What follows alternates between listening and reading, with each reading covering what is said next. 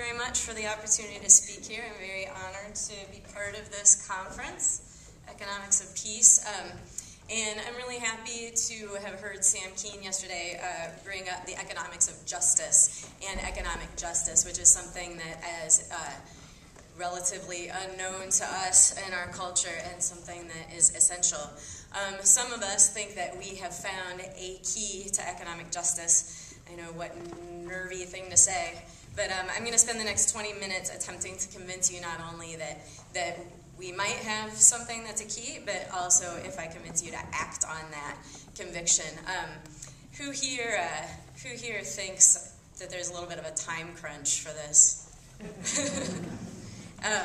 So I'm gonna start with a little bit about what's happening in the dominant economy, and start with a question. Raise your hand if you think the economy was working well before our most recent collapse. So of course, we're at the Economics of Peace conference. I'd expect that kind of answer. And we're here because we know that our economy has always left some people out, and that this current economy that we labor under has depended on exploited labor for as long as I know, whether it's slaves or child labor or people who are essentially indentured servants, which is a lot of people in our culture now. Women who are forced to do unpaid labor. It's really important to realize that we have no idyllic past to return to in an economy, but I would argue that we could go to an idyllic future if we would just harness the accumulated wealth of knowledge that we have about not only this economy, but many different cultures, many different economies in all different times in human history, and also harness available technology that we have now. We have a great opportunity here, especially with the current economic crisis. Crisis is opportunity. Things are changing.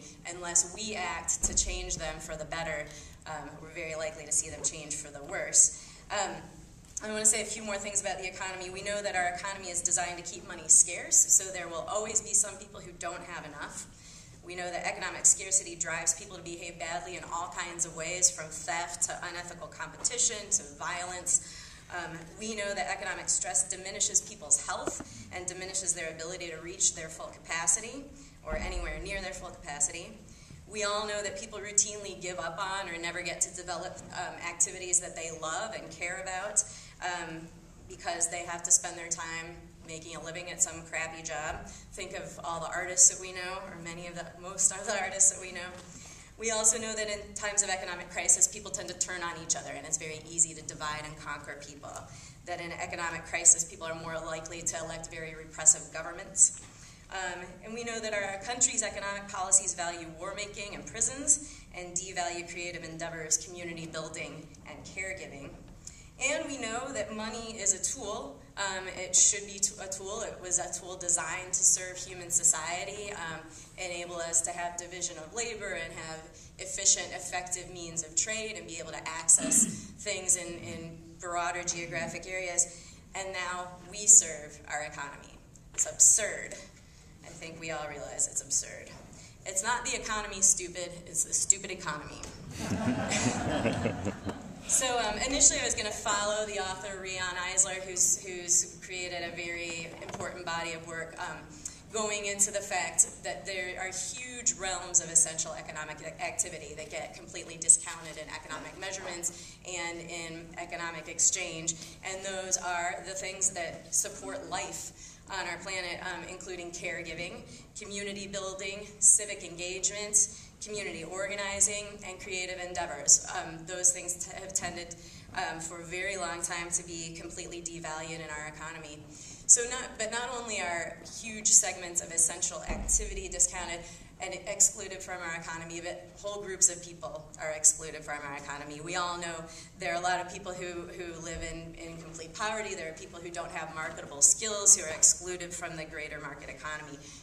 Many people with disabilities, people with criminal backgrounds, even very minor criminal backgrounds. People of color, where at least in my state, we've done studies and seen that a white person with a felony conviction will get hired before an African-American man with no criminal record.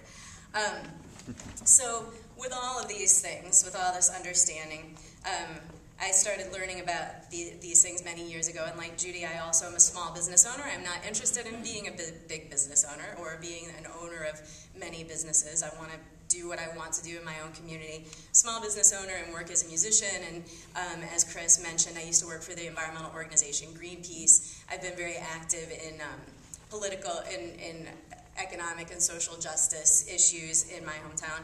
And one thing that I had noticed among all these different endeavors is, first of all, they're all very difficult to make a living at, even though the community supports these things and values these things.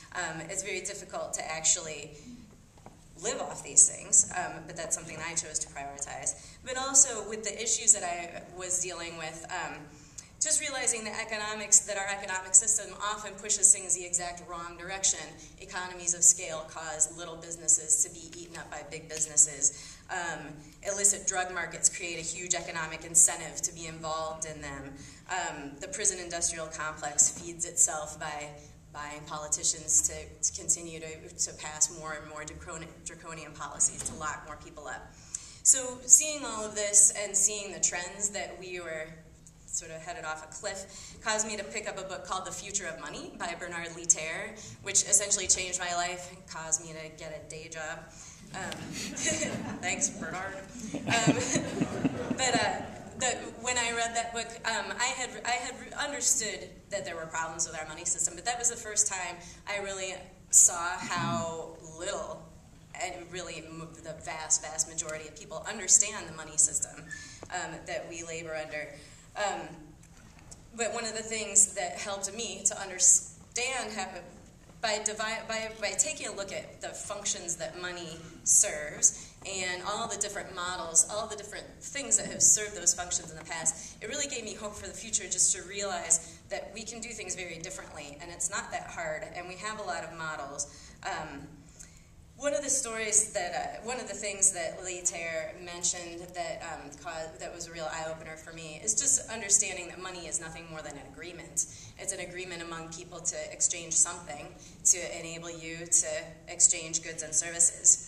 And one of the anecdotes that he wrote that really resonated with me was if an alien came down to one of our inner cities here in the U.S. and saw all the crumbling infrastructure that needs to be repaired, saw kids coming home with no one to come home to, no one to take care of them, no one to teach them to read and write, people with disabilities who just needed help getting out of the house. And then saw all the people who were out of work, who were stuck at home feeling totally devalued and wanted to be out doing something. And if that alien said, what are we waiting for here? And someone said, money. And they said, what's money? Well, money is an agreement to make exchange. Then the alien might wonder if there's any intelligent life on this planet.